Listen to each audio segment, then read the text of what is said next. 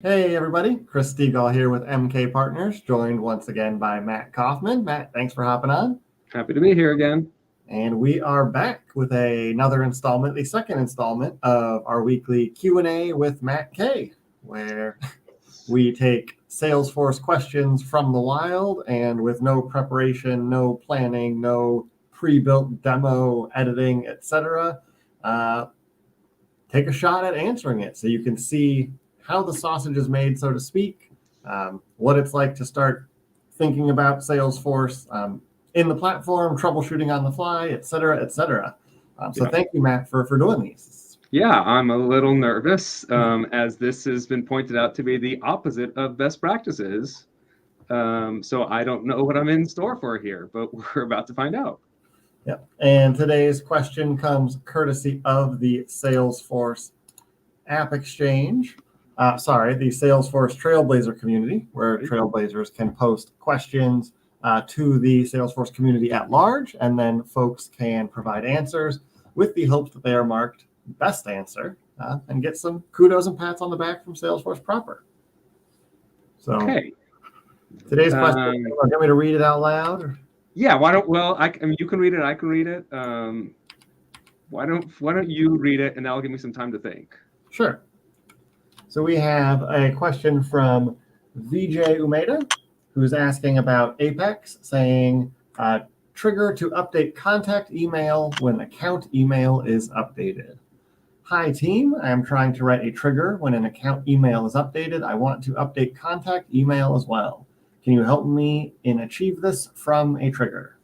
And then there's some trigger code here. So normally if I was going to be working on someone's code to fix their code, I would probably take that code, copy it, paste it into my code editor where I use VS Code, and then start tweaking it. We could do it that way. Honestly, looking at this, I see enough, let's say, not best practices that I'm hesitant to start with this as a starting point. The other thing that is I'm a little confused about, there is no standard email field on accounts normally. So I'm not sure what's going on here. Let's do this. Why don't I, so I'm just looking at this for the first time. Why don't you send me a link to this page and I will open it up on my screen and we can start analyzing the code and fixing it and writing the trigger, with using best practices. Let's do that. Yeah. So why don't you get me that link somehow? And while you're doing that, I'll first start by saying that in general, there's always a lot of different ways to do things in Salesforce. So there isn't necessarily a right or wrong. There are sometimes best practices and more preferred ways of doing it. But there often can be multiple ways to do it. And specifically with triggers. Would you like me to swap your screen on? Yeah, okay. Go ahead. Thank you. So here I am, and what I'm going to do is just kind of paste this in here. Maybe I'll comment it out for now, so that it will compile, and I'll make it a little bigger for the viewers at home. That might be too big. But specifically with triggers, there's a lot of trigger frameworks out there, some that are better than others and that have certain features. I'm not going to get into that because I don't think we have enough time to go through those arguments.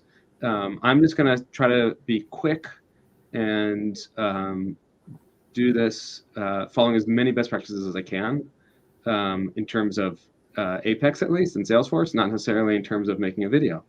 And the other thing is, we might be able to do this with Flow also, right? So there's lots of ways to do it. But this person asked about Apex, so I'll try to focus on Apex.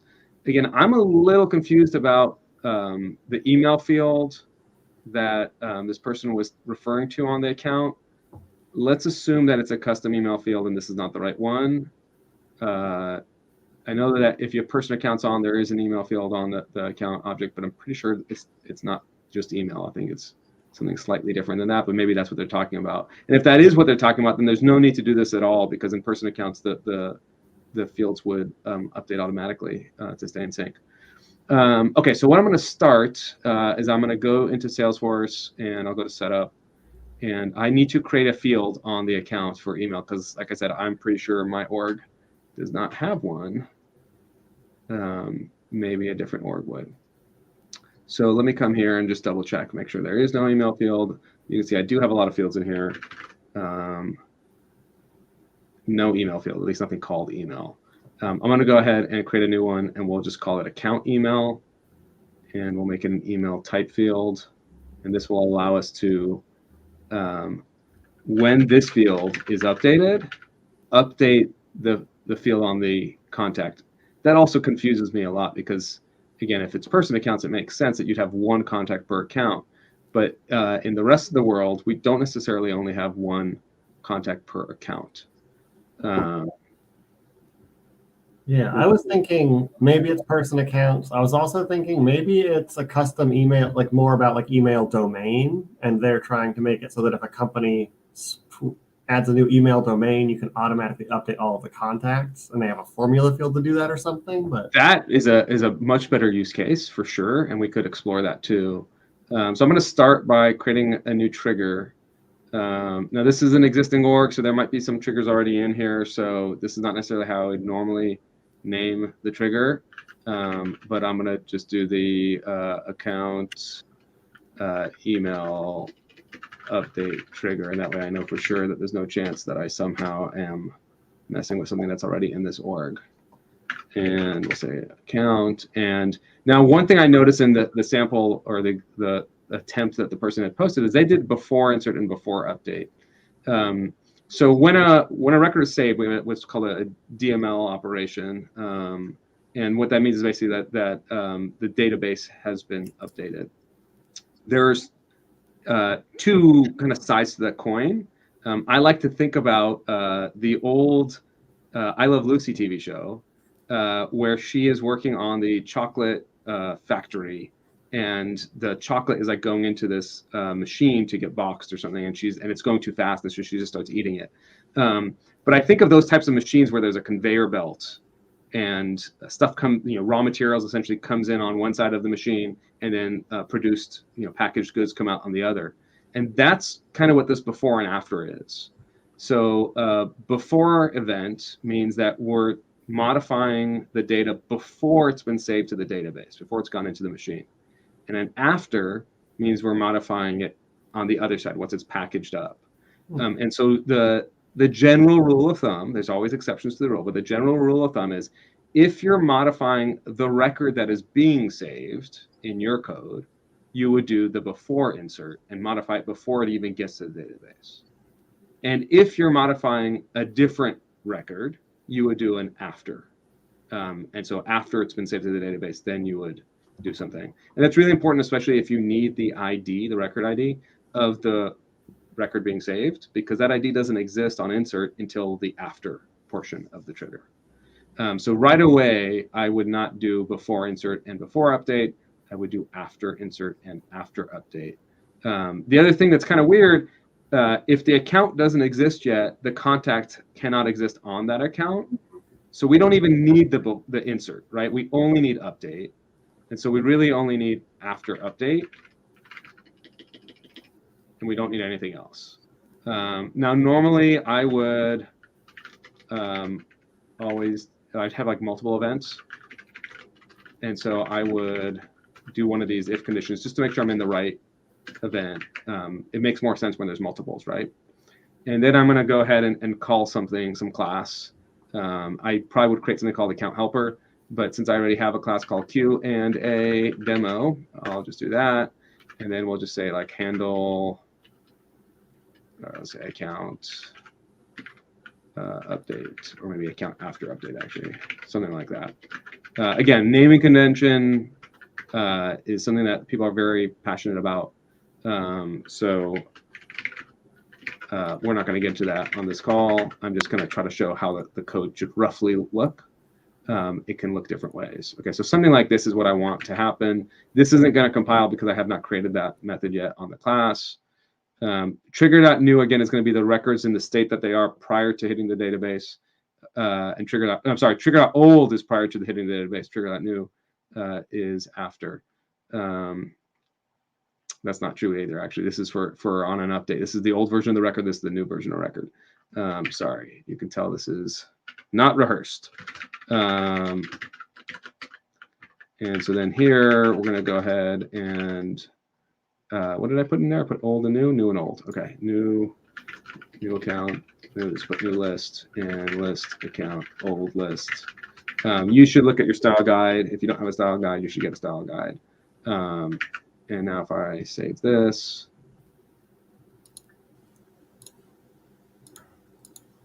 we can do this. And then the other thing I should probably show everybody before we actually write any code is that this doesn't happen already, right? Right. So let me come here back to Salesforce, and I'll go to the Accounts tab. And here we go. We got my account. And there is no email address that's going to be populated because it's a brand new field. Where is the email address? Did we put it on the page? There it is. Their account email. Yeah. Okay. So I'm not going to fill it in yet. What I'm going to do is I'm going to go ahead and create a contact. And let's quickly create a contact. And we're going to call this, we'll do me. So we'll do Matt K. And I'll put an email in here.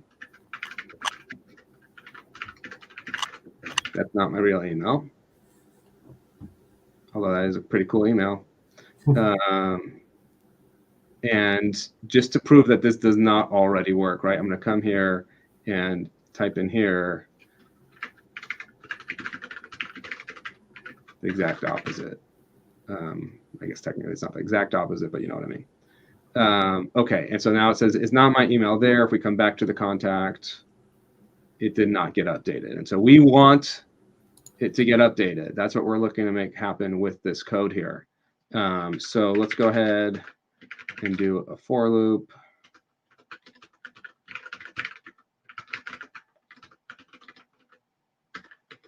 Okay, because in general, in Salesforce, there's always a chance that multiple records are being operated upon at once. And so the best practice is to bulkify your code, which means we're never going to just say, assume that there's one account. We're going to always assume that there's multiple accounts or multiple records being saved. So let's see what this person did. So they created a set of account IDs. There's an easier way to do that. You don't have to do a for loop to do that. There's a cool feature of Apex that you can construct a map of sObjects of records by passing in a list of those records. And as long as the IDs exist on them, you'll get an account of ID to record, just like that. So I didn't have to do anything special. And now I essentially have a set of IDs because maps consist of a key set, which is going to be on the left-hand side, and then the values on the right-hand side. And so next, what did they do? They went ahead and they queried all the contacts, but they did a nested query of accounts with the child contacts. And that is an interesting way to do it. We could do that. If email new account ID, I mean, to me,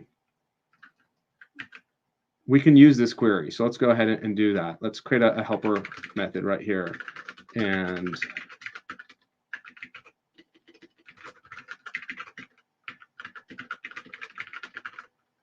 we could do something like this. I'm trying to think, is this, there's different ways of doing it. We could also get a query of just the contacts, right? Maybe in fact, I kind of want to do that instead.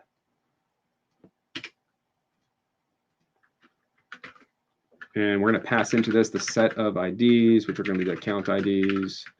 And let's go ahead. Normally, you're supposed to also confirm that the user is able to actually do these queries. So we have to do some checking of the permissions. But in the sake of time, I'm not going to get to that.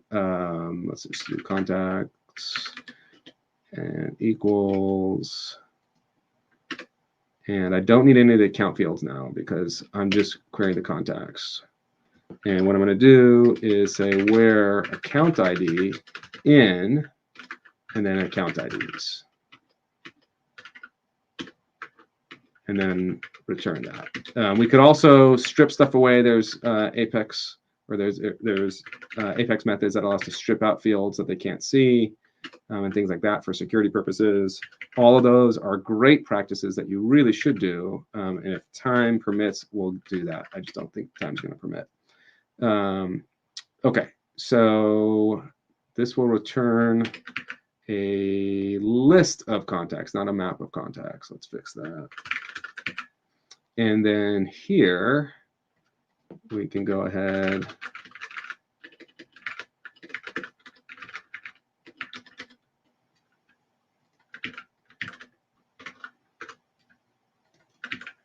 speed coding. Okay, so first I convert my list into a map. We could actually pass in a map from the trigger too, and that might make more sense than doing this step here. Then I'm going to go ahead and get a list of contacts on those accounts. And next, I want to actually loop through those contacts. And so we're going to say if, let's get the account ID. If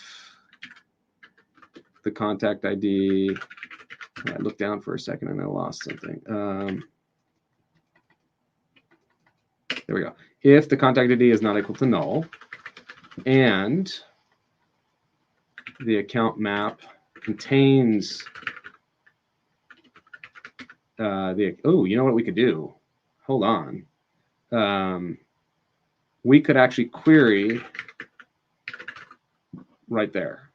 And so email _c where account ID in account IDs. Now, I don't know the use case. Does this user need the email address to go away when the account email is updated? I'm going to assume yes. I'm going to start with that assumption. So I'm not going to do any where clauses here that say, only where the account email is populated, but that would be an option. Okay, so if a contact's account ID is not equal to null, and now I don't even need to do that comparison. Contacts dot. Okay, so normally when we're looking at strings, instead of saying not equal to null, this is so the account ID field is an ID field. It's a lookup. For strings, we do this. String is not blank, and it's a little better because it also will evaluate an empty string and not just null. Although actually, we want that. I just said we wanted it, so we don't want to do that.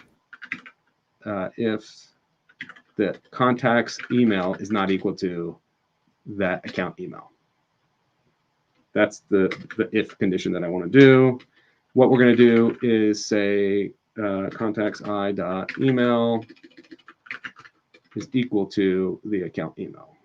Okay, so let's just review, and then we're going to have to add this to a new list because I only want to update accounts that are appropriate. I don't want to update all accounts on all these accounts every single time. In general, when we're writing Apex code, we try to be as efficient as possible and do as little touching of the database as we can and call as little code as we can. It's a multi-tenant environment. We're basically all sharing the Salesforce servers, and so we don't want to use up too much of it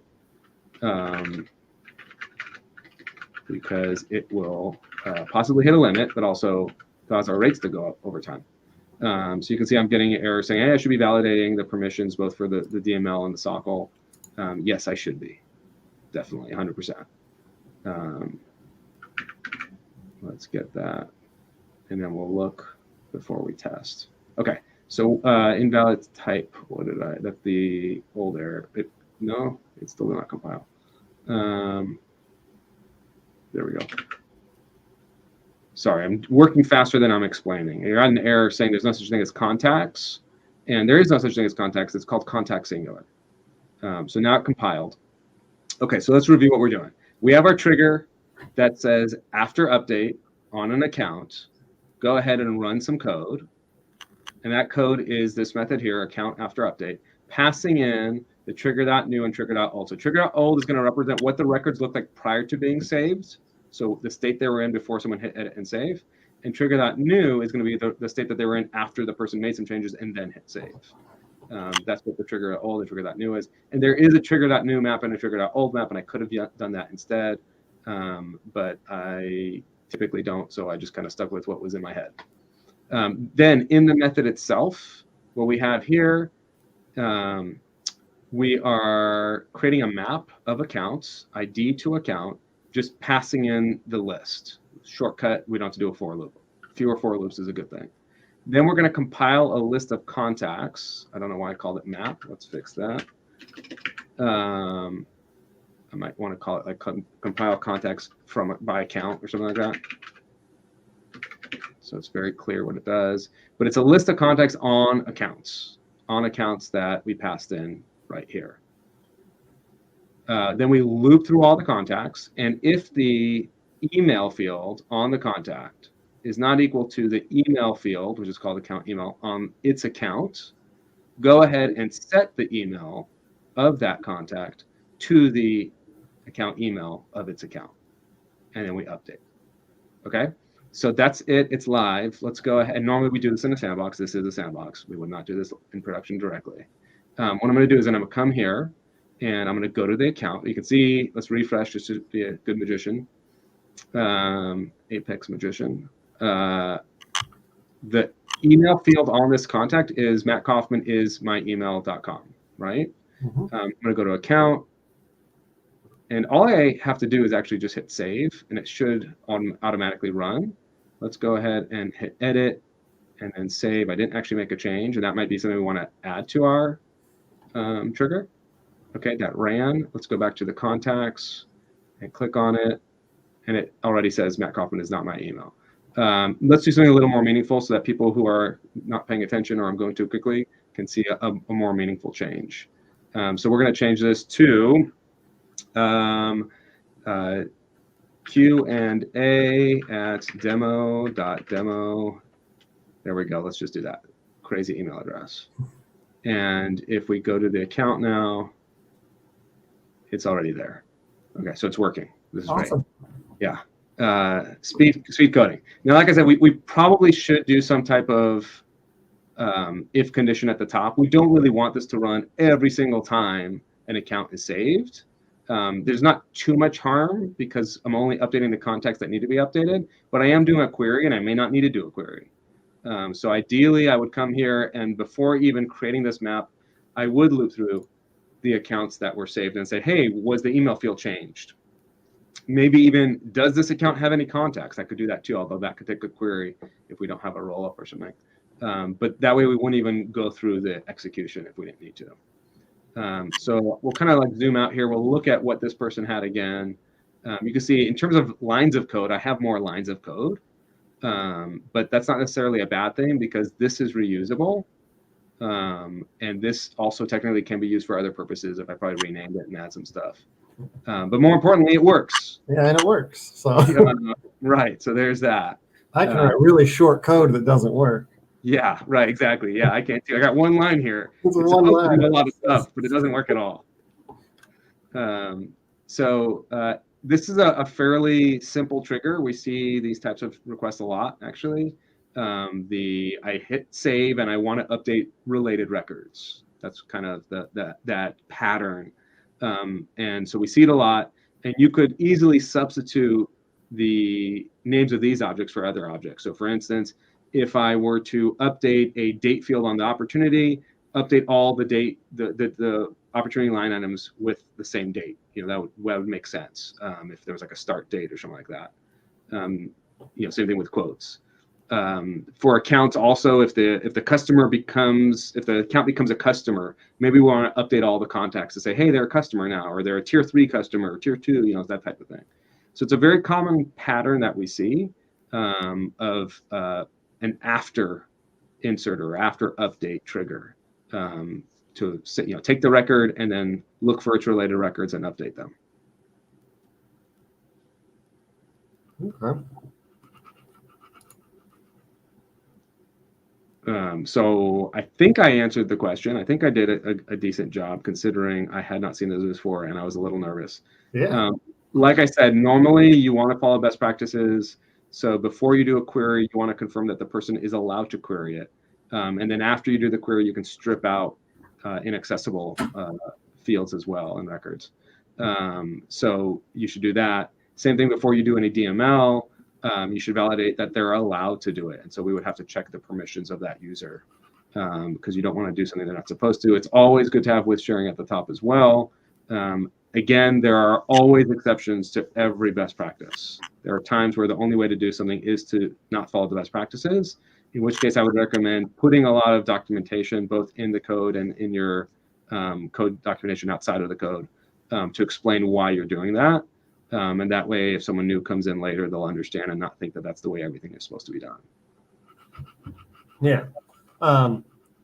If a user didn't have the permissions, would the code not run for them when they save the record, or would it just be letting them operate outside of their permissions? So the way I've written this one with the with sharing at the top, I mean, it also depends on what we're talking about permissions. And there's some new features too that just came out. They should get an exception.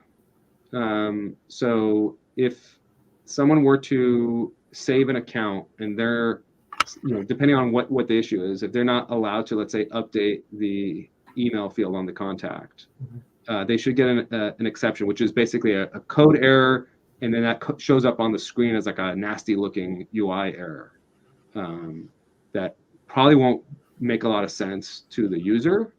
There are things that we can do in the code to catch the exception and then gracefully handle it and pass to the user interface a nicer looking error that maybe explains it. Even like I could actually create an error that says, "Oh, I'm sorry, you're not allowed to do this. Please email Matt to get permission." Like you can actually create that error message on the screen, as opposed to doing something like this. What I can do to kind of just like simulate, it's not, I'm not going to go change permissions, but what I sometimes do to just like test out my error messages, I can do something like this. Let's do decimal j equals 5 divided by 0. And let's see if that'll compile. Sometimes I have to do like weird stuff to get things to compile. Okay, that worked. And now if we come here to the account one more time and I hit edit, now it's been a while since I had to do math, since I use a calculator now, but hopefully I'll get an error message. Yeah, so you see, this is an exception, which again is an error in the code, or an error that is thrown in the code. It's not necessarily a bug, but it means that the code ran, and in the execution, in the running of the code, an error was, thrown or reported by the platform.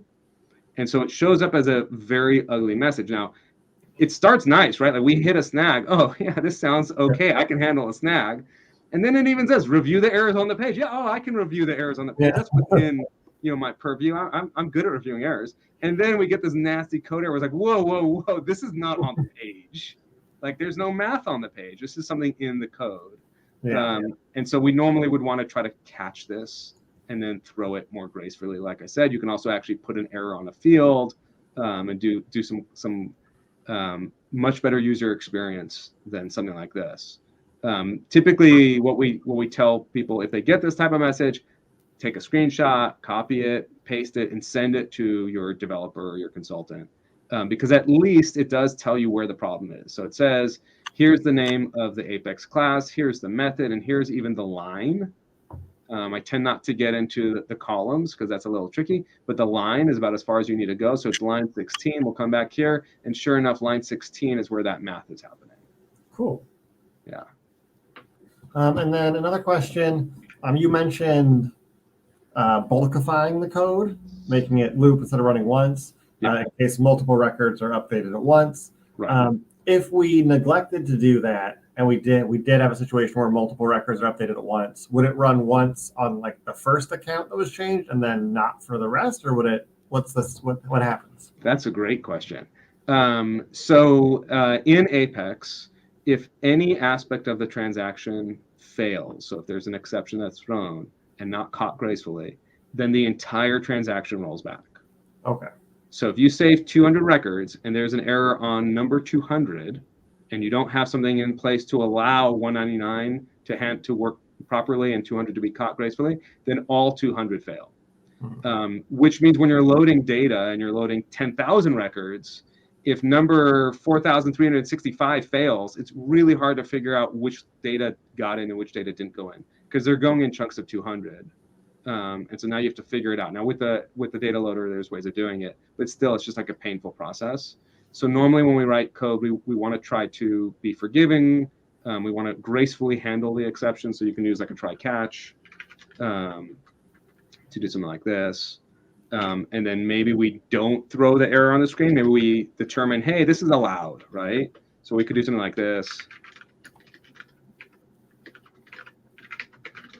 And you can actually catch different types of exceptions too. So we could put a math exception there, and then do something, if we wanted to do it, like, I don't know, say, this is okay, it's allowed, versus some other type of exception maybe is not allowed, right? We could do something like that.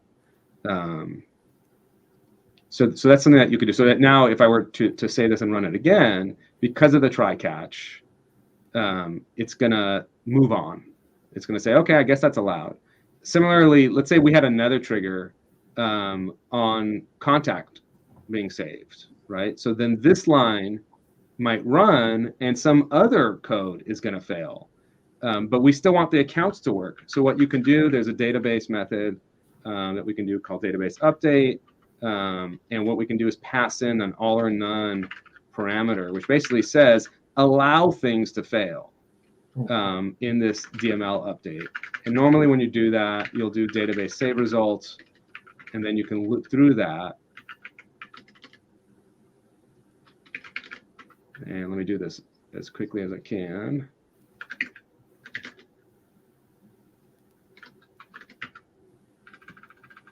There we go. And you can do something like that. If it's a success, do one thing, and we probably say if it's not a success, then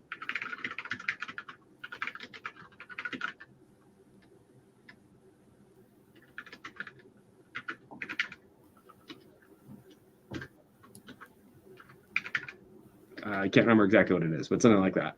And so that would allow us to save all the accounts, even if something goes wrong on the contacts. Okay. That might be okay. Maybe it's not the end of the world if the email address is not in sync. We just really want them to be, but it's not the end of the world. So then, it's okay to let things fail. So it's a great question. Depending on the requirements, we would write it one way or the other. Sometimes if anything fails, we want the whole batch to fail. And other times we're like, no, it's okay. Don't worry about it. Yeah. And then that try catch that you did there, so when you had put the invalid math problem in the code through the math error exception, is that try catch, is that saying try this math bit, and if it fails, that's the catch? Like if you catch a math exception, that's still okay? Yes. So it has to be within that try catch bracket, or is that set it up so that any future 5 divided by zeros in the code clear also? No, it's just this one line or whatever's in there. Whoops. Whatever is going to be between the try and the catch is going to be tried out. But you can have as many try catches as you want, although I wouldn't recommend having them all over the place. You can even nest them as well. So you could do a try up here that's outside of it and put more stuff in there. And so it becomes harder to read for sure. Yeah.